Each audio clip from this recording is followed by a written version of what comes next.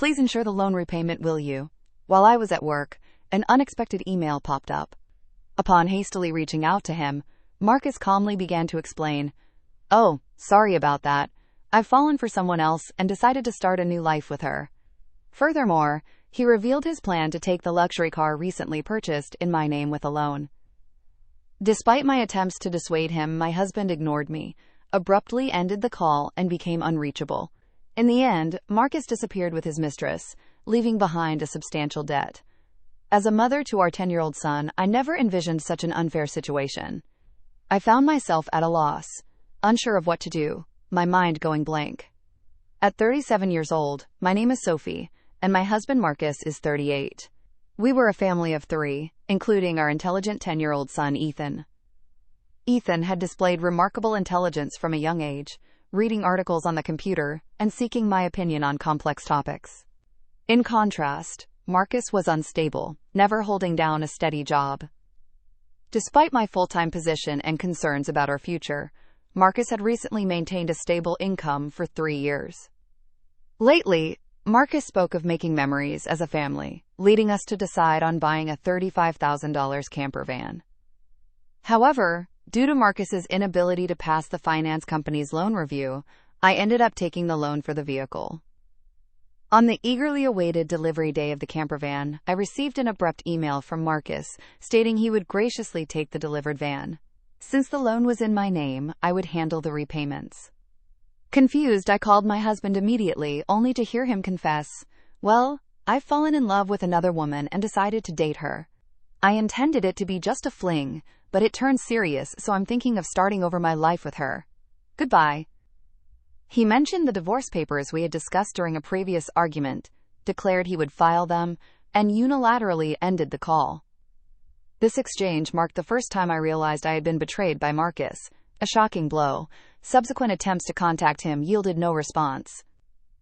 When I returned home from work and checked the drawer where the divorce papers should have been, they were already gone, leaving me burdened with a significant debt from a $35,000 car loan. Despite my repeated attempts to reach out to my husband through emails and calls, I never received a reply. Ethan, noticing my unusual behavior, came to check on me with concern after dinner. "Mom, what's wrong? You haven't been eating much lately. Are you okay?" Yeah, maybe I'm just tired." When people lie, they look up to the right. Lying is bad. I've noticed Dad hasn't been home for 3 days. Did something happen between you two? Startled by Ethan's sharp observation, I took a deep breath to calm myself. Feeling that I could no longer hide the truth, I decided to tell Ethan everything. "I see. It's just like Dad to do something like that. Aren't you sad?" "No, I kind of understood from how things were going." Ethan, seemingly foreseeing the future, appeared unconcerned about our parents' divorce, but I knew he must feel sad about it in his heart. While silently apologizing to Ethan in my mind, I worked desperately, trying not to think about the dreadful events. However, my body was honest, and gradually my health deteriorated. There was a training session planned at work that day, but I couldn't stand up and ended up squatting down. "Sorry, I can't stand up right now. I need to take a break." I heard my colleagues' voices full of concern, but I couldn't respond and collapsed. When I regained consciousness, I found myself in a hospital room. I received a diagnosis from the doctor that I needed detailed examinations, and I was admitted to the hospital. I feel so pathetic. It's supposed to be just emotional stress. Looking at the IV drip in my arm and the white ceiling of the hospital room, tears naturally started to flow. At that moment, Ethan, who is usually calm, rushed into the room with an extremely worried look, prompting me to quickly wipe away my tears. "Mom, what happened? Is it serious? You're not going to die, right?" "Of course not. I wouldn't leave my dear son alone." "Oh, that's good." "Really, I was called by the school teacher and told that you were taken to the hospital." I was so shocked my heart nearly stopped. Ethan is usually mature for his age, but he's still only 10.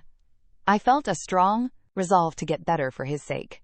But my condition was worse than I thought, and I was diagnosed with a serious illness. The doctor advised, "You should have surgery as soon as possible. Please make a decision quickly."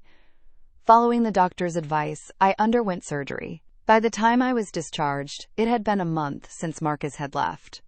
When I returned home and opened the mailbox, I found a demand letter for the car loan payment. The repayment should have been automatically deducted from my account. In panic, I checked the account balance with my debit card. The balance, originally $20,000, was now only $33.90. Marcus did this. I want to ask him to return the money, but I can't contact him. What should I do? Since I don't have the camper van, I can't sell it. After Marcus left, everything seemed to be going in a bad direction, and my mood sank deeper. Seeing me saddened by my series of misfortunes, Ethan put his hand on my forehead. You look pale. Are you feeling sick again? You don't seem to have a fever, though. I'm fine physically, but you see, your father not only took the car, but also all the money we had saved. I can't work due to my physical condition, and now we have no money. I'm at a loss. I see. Then I'll deliver newspapers, and I'll search the internet to see if there's any work I can do. Encouraged by my 10-year-old son, I told myself that it wasn't the time to be down. Sorry for worrying you. I can't afford to be weak. I'll change my mindset and try to do whatever I can, I said, smiling at him. Ethan also smiled back, and then said something unexpected. Let's plan how to get the car back from Dad. How can we do that?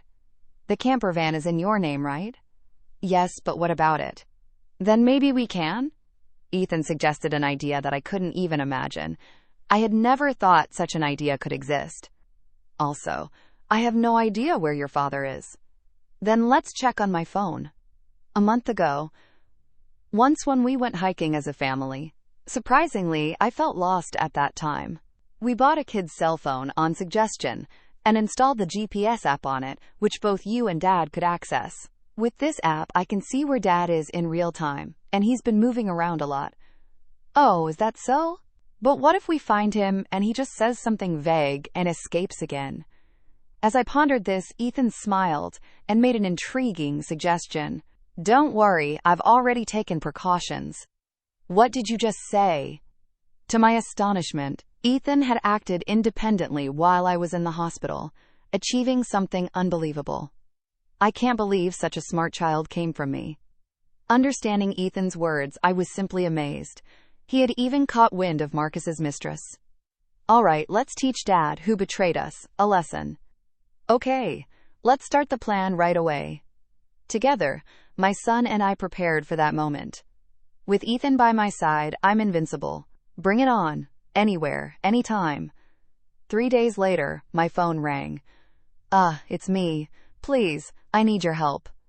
Oh, who might this be? Don't play dumb. It's your husband, obviously. I'm being questioned by the police about you. At this rate, they might ask me to come to the police station voluntarily. Help me out. Oh, is that so? Just wait a moment then. I immediately went with my son to where Marcus was. To my surprise, it was a forest park near our house where camping was possible. Marcus was being questioned by the police in front of his car, looking bewildered. Feeling pathetic, I sighed and told the police we needed to have a talk as a couple and asked them to leave for a while. At that time, Marcus seemed uncomfortable being watched by the people around us and urged Ethan and me to get into the car. Inside the car, Marcus's mistress was sitting cross-legged, glaring at us, but that was no longer important. Sorry about that, thanks for coming. But why did the police suddenly show up at my place? I don't get it. That's because I filed a report about the missing camper van. What? Why would you do that? It's obvious, isn't it? My car was stolen. Marcus, foolishly thinking that actions between spouses can't be criminal, was saying nonsensical things. But the world isn't that naive. You know, you filed for divorce, remember? Forgot. So we are strangers now, and you're driving a stranger's car without permission. That's a crime. Ethan figured all this out. Typical, sharp as ever, that kid. But I didn't steal the car. I just borrowed it for a bit. Quote, oh, is that so? Well, I'd like to use my car now, so could you return it? That would be really helpful. As I reached out my hand, asking Marcus to return the keys, he reluctantly handed them over. After confirming it was returned, Ethan quietly started talking. Hey, why did you abandon your family and choose to play around with this woman? Caught off guard by his son's unexpected question, Marcus was flustered and awkwardly scratched his head. Seeing this, Marcus's mistress chuckled smugly and started talking. It's because I'm more attractive than your mother. Look at me. You can see it, right? He fell head over heels from me and decided to leave his family. Quiet! I didn't ask you, old lady. Dad, you answer. Jessica was silenced by Ethan's stern tone, but Marcus remained quiet. If you can't explain, that's fine. I'll just have the police come back and arrest you. Wait! Hold on. Okay, I'll talk. Jessica, it turns out, joined Marcus's company 3 months ago. They were attracted to each other and became involved at the welcome party for new employees. Later, it was discovered that Jessica was pregnant, and Marcus decided to start a new life with her, leaving us behind. Why did you take the camper van? I quit my job and thought about selling the car for money, but it seems like you were using it quite a bit, weren't you? I thought it was a waste to sell it right away, so we decided to go on a trip. Wait, how do you know all this? Remember when Ethan got lost? After that, as a precaution, we bought him a kid's cell phone and installed the GPS app. Did you forget we installed it on your phone too? So I knew where you were all this time. By the way, I later found out from Ethan that he had pretended to get lost during our family hike because he wanted a cell phone. I was amazed at Ethan's ability to think and act so strategically. I suspected something was off with Dad, so I came up with this plan to monitor his actions. You really are a terrifying child. I will never become an adult like you, Dad, who betrays important people without a second thought. Marcus, faced with the hard truth Ethan told, was a pitiful adult unable to offer any rebuttal. In contrast, seeing Ethan, only 10 but able to think and speak his mind firmly, gave me a sense of strength as a mother. I felt I couldn't lose, especially in settling things properly. Also, return the $20,000 you withdrew from my account right now. That was our joint property as a couple. I don't have to return it. No, it's not that. The money was what I saved little by little since I was single. After all, you always quit your jobs midway, so we hardly ever saved money together, did we? I was appalled to hear that the $20,000 had been squandered by Marcus and his mistress. It was the moment I felt relieved about divorcing him. So that's how it is. But if you stole and used the car and my money, that's going to be a serious crime. What? I just sent the police away, so it's not their business anymore, right? I only said we would talk. I have no intention of withdrawing the complaint. I must add the theft of my money to the report. Mom, should I call the police now? I can do it with just one button on my phone. Jessica, Marcus's mistress, had been watching our conversation but quickly tried to get out of the camper van. At that moment, she let out a scream that echoed around.